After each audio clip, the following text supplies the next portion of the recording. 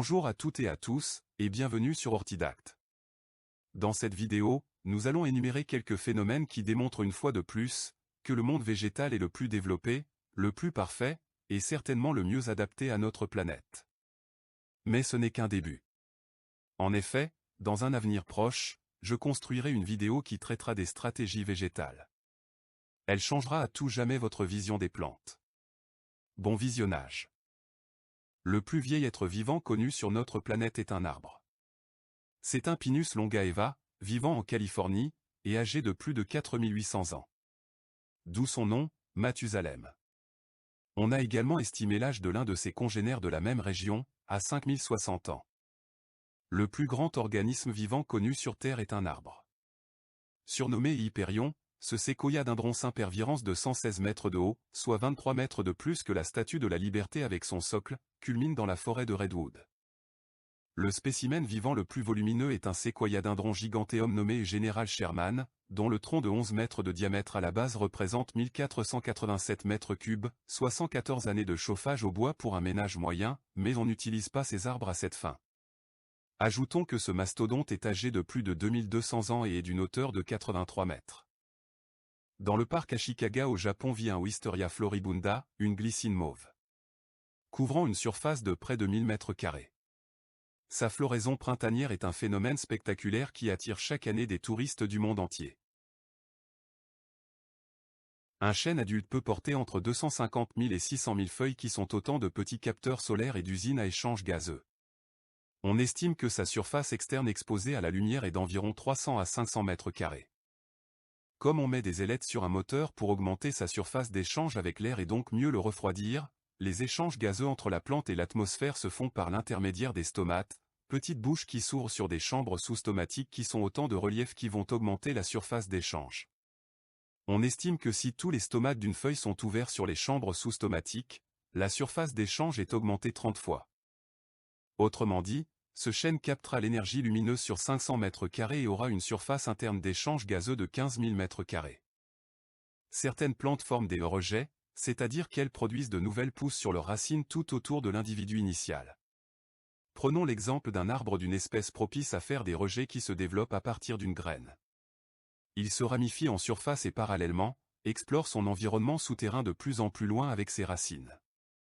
Lorsque ses racines sont suffisamment éloignées de sa production initiale, il fabrique une nouvelle production, qu'on appelle parfois communément un jeune, mais qui n'en est pas un en réalité, c'est simplement une nouvelle extension forcément génétiquement identique car elle est partie intégrale de l'être primaire. Lorsque cet arbre initial aura produit un grand nombre de nouvelles productions qui se seront développées à leur tour et lui ressembleront, on se trouvera en présence d'une petite forêt qui en réalité sera une surface colonisée par rejet d'un même individu. En fait, un seul arbre avec de nombreux troncs. On appelle cela une colonie clonale. Au bout d'un temps, la partie initiale, celle qui a produit les premiers rejets, va probablement dépérir, usée par le temps. L'individu quant à lui sera cependant toujours bien vivant au travers de tous ces rejets. Dans l'Utah vit Pando, un Populus tremuloides ayant colonisé de cette façon une surface de 43 hectares. On estime l'âge de cette colonie clonale formée de plus de 40 000 troncs, à 80 000 ans, et son poids, à plus de 6 000 tonnes. Ainsi, Francis Allais, éminent botaniste, biologiste et dendrologue français qui a consacré sa vie à l'étude des arbres, des forêts primaires et de la canopée, nous apprendra que certains arbres sont potentiellement immortels, car contrairement aux animaux, ils ne sont pas programmés pour vieillir et mourir. Ils ont la capacité de se renouveler indéfiniment. Lors de leur hydratation, les végétaux et principalement les arbres vont non seulement puiser et filtrer l'eau du sol, mais également la transpirer. Cela contribue à l'humidité de l'air et peut influencer les régimes de précipitations locaux. En effet, la formation des nuages, poussés par le vent, peut augmenter la disponibilité de l'eau dans les régions environnantes. Un arbre adulte peut transpirer entre 300 et 600 litres d'eau par jour. Les travaux de Francis Allais et d'autres chercheurs ont mis en évidence un phénomène très particulier, principalement dans les grandes forêts tropicales.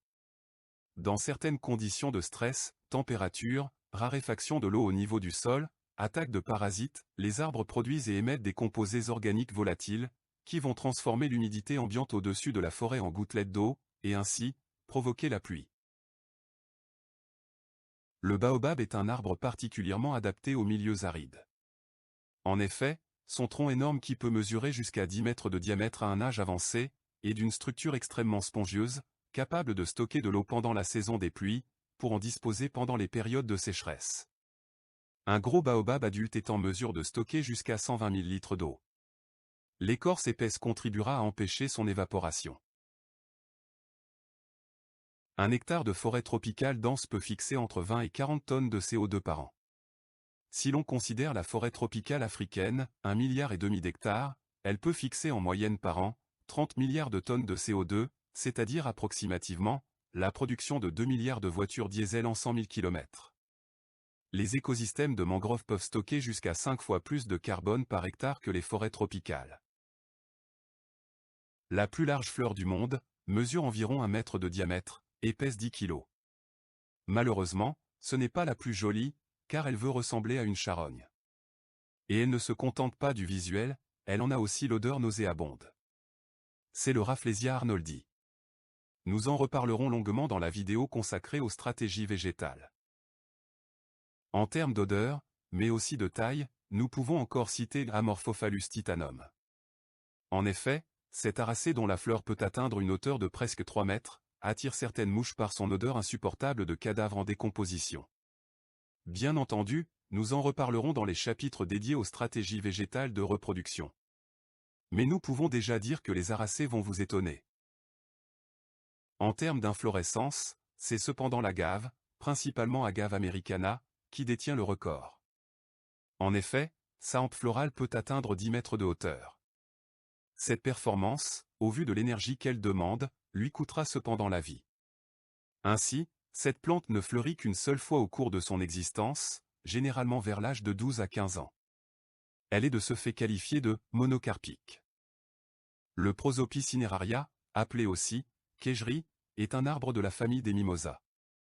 Il ne mesure guère plus de 4 à 5 mètres de hauteur, et est présent dans tous les déserts arides de l'Inde et de la péninsule arabique, et pour cause. Il peut développer une racine, jusqu'à 35 mètres de profondeur, et ainsi puiser l'eau des nappes souterraines profondes.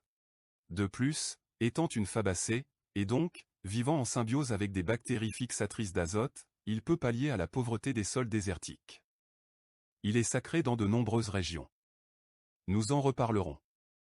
Un spécimen de queigerie vit seul au milieu d'un désert du Bahreïn. Il a été surnommé l'arbre de vie par la population locale, car il est le seul végétal, à des kilomètres à la ronde.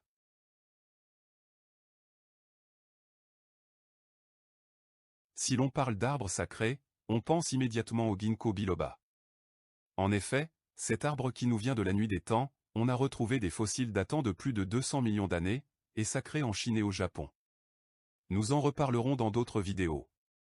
Pour l'instant, ce qui nous intéresse, c'est qu'il est l'un des très rares végétaux totalement insensibles à la radioactivité.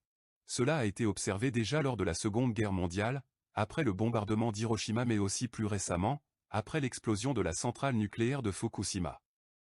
Des études sont en cours pour comprendre ce phénomène. En parlant de fossiles vivants, nous pouvons ajouter les plantes de la classe des cicadopsides, dans laquelle on trouve les plantes probablement les plus anciennes encore existantes sur notre planète. En effet, elles existaient déjà au Permien, il y a 300 millions d'années, et ont donc vécu l'apparition, puis la disparition des dinosaures. Comme le ginkgo, certaines plantes de la classe des cicadopsides se reproduisent avec des grains de pollen qui produisent des spermatozoïdes flagellés, comme les animaux.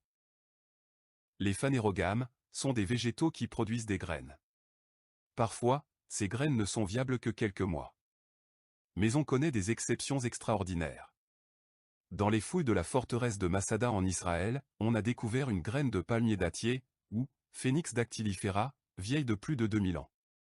Une fois mise en culture, elle a germé, et la plante s'est développée. Il en est de même d'une autre graine. De lotus sacré celle-là. Découverte au fond d'un lac asséché en Chine, son âge a été estimé à 1300 ans. Elle a germé en 2005, et la plante qui en est issue, continue de se reproduire aujourd'hui.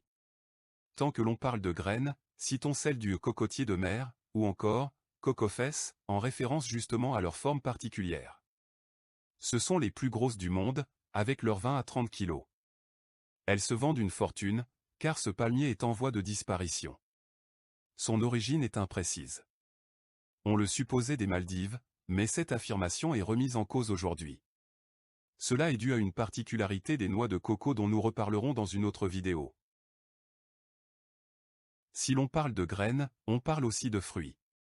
Les cucurbitacées, comme les courges ou les potirons, sont les plantes produisant les plus gros fruits. Des concours leur sont d'ailleurs consacrés. En 2021, l'agriculteur italien Stefano Cutruppi remportait le concours de Louisbourg en Allemagne, avec sa citrouille de 1226 kg. Nous pourrions encore citer de nombreux exemples de performances végétales. Il y aura probablement une seconde vidéo sur ce sujet. Mais pour vraiment vous émerveiller de ces êtres magnifiques, je vous invite à visionner les vidéos consacrées aux stratégies végétales. Croyez-moi, vous serez époustouflés.